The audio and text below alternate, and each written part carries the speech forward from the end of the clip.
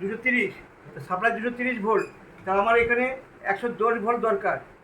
তাহলে কী করে করবো? এবার দেখা 110 ভোল্ট আছে করতে হবে আমাকে টেস্টিংয়ের জন্য। কত আছে? বাড়াও, ওদিকে নিয়ে যাও, দেখা 110 হয় কিনা।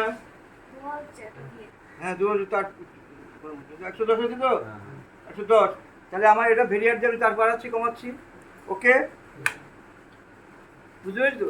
সেই জন্য এটা রেজিস্ট্যান্সের কাজ হচ্ছে আমি ভোল্টেজটাকে ড্রপ করিয়ে আমি আমার বিভিন্ন ইউনিটের টেস্টিং পারপাসে কাজ করছি। কোনো একটা ইউনিট নিয়ে এসেছি, ওটা আমার 80 ভোল্ট দিয়ে টেস্ট করতে হবে। কোনো একটা ইউনিট নিয়ে এসেছি আমার 110 ভোল্টের, কোনো 150 ভোল্টের, তাহলে আমাকে বিভিন্ন রকম ট্রান্সফর্মার নিয়ে আসতে হবে। সেই জন্য আমাদের এখানে, যেহেতু এখানে অটো ট্রান্সফর্মার নেই, ওটা অটো ট্রান্সফর্মার কাজও ভেরিয়ার মতন রেগুলার দিয়ে ভোল্টেজ বাড়ানো কমানো যায়। কিন্তু সেই জন্য নেই, যখন আমি রিওস্টার দিয়ে কাজ করছি।